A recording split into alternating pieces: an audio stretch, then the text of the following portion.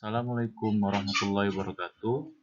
Kembali dalam channel biologi ini kita akan membahas tentang virus.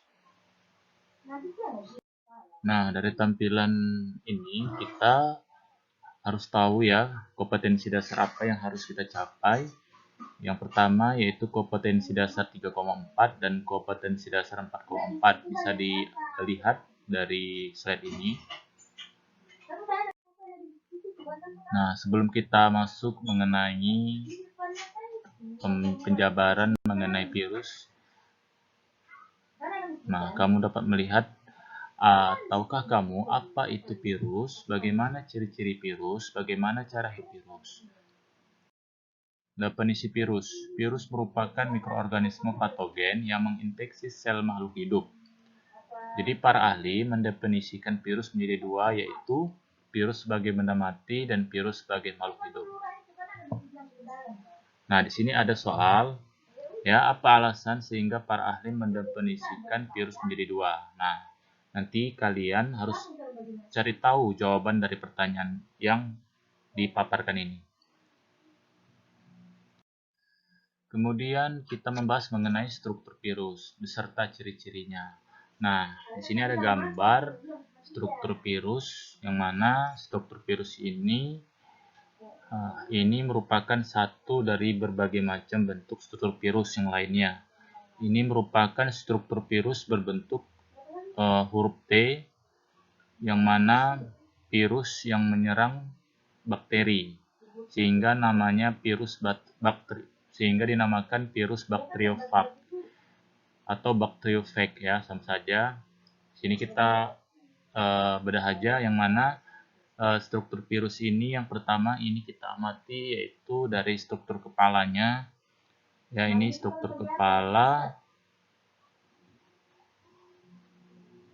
Ya, struktur kepala ini ada susunannya. Yang pertama ada kapsid. Kapsid ini berfungsi sebagai pelindung. Kemudian di sini ada yang namanya asam nukleat atau DNA. Tujuannya untuk mensintesiskan protein. Kemudian di sini ada yang namanya leher, ya, leher. Kemudian di sini ada ekor. Dari mulai sini sampai ke bawah ini. Ini bagian ekor, yang mana susunannya yang pertama ada selubung ekor, kemudian ada serabut ekor, dan yang terakhir adalah pendasar, dan yang terakhir adalah jarum penusuk. Nah, jarum penusuk ini berfungsi untuk melakukan yang namanya penetrasi atau penusukan ke bagian sel inangnya, sehingga DNA yang ada pada DNA pada virus akan masuk melalui selubung ekor menuju ke jarum penusuk.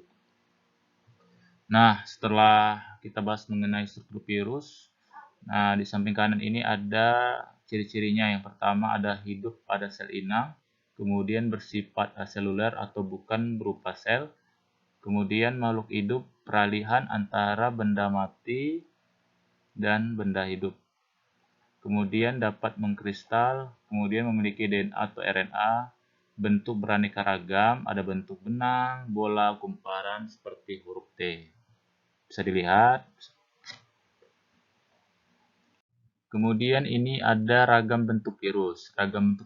Nah, sebelumnya kita tadi sudah menjabarkan atau menjelaskan tentang ciri-cirinya, ya. Kita tadi sudah paparkan bahwasannya ragam bentuk virus itu sangat banyak. Ya, ada bentuknya seperti spiral, ya, ini bisa dilihat gambarnya sebelah kanan. Kemudian ada icosahedron, ya. Kemudian ada bentuk bulat seperti bola matahari. Kemudian ada berbentuk subhuruf T, ya. Kemudian di sini juga di samping kiri kita ini ada gambar, yang mana di sini ada gambar sama seperti halnya tadi sebelah kanan, ya. Ini ada gambar berbentuk spiral, ya. Ini ada di bawahnya ada tobacco mosaic virus, yaitu virus yang menyerang tanaman tembakau. Kemudian di sini ada adenovirus, ya. Ini berbentuk seperti polihedral, ya. Ini adenovirus ini adalah virus yang menyerang pernapasan. Kemudian di sini ada berbentuk bulat seperti bola berduri, yang mana ini berbentuk bola berduri. Ini contohnya ada influenza virus atau virus yang menyerang tenggorokan. Kemudian di sini ada bentuk seperti huruf T. Nah, ini disebut bakteriofag atau virus yang menyerang pada bakteri. Bisa dilihat. Kemudian kita membahas mengenai cara hidup virus. Nah, virus hanya dapat hidup di dalam sel yang hidup organisme tertentu yang cocok sehingga disebut parasit intraseluler. Parasit intraseluler obligat. Bila sel hidupnya atau inangnya yang ditumpangi mati, maka virus pun akan mati.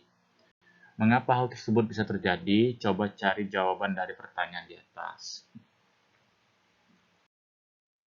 Nah, contoh virus yang menyerang manusia yaitu yang pertama virus influenza atau dalam bahasa latinnya itu orthomisovirus, virus yang menyerang tenggorokan. Kemudian yang kedua adalah virus rabies atau rhabdovirus yang menyebabkan penyakit rabies atau gigitan dari anjing.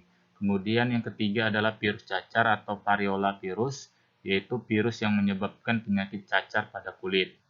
Coba cari tahu contoh virus yang menyerang hewan dan tumbuhan minimal 3 contoh. Kemudian ini ada soal tambahan ya.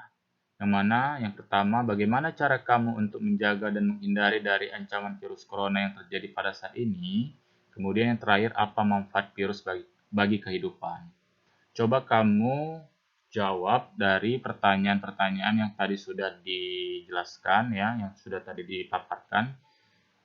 Kemudian pertanyaan tadi kamu tulis di kertas lembar. Setelah itu nanti kirim melalui Google Classroom-nya. Mungkin kalau ada pertanyaan ataupun masukan bisa melalui chat WA Bapak ya. Sekian dari paparan tentang virus ini, semoga bermanfaat. Assalamualaikum warahmatullahi wabarakatuh.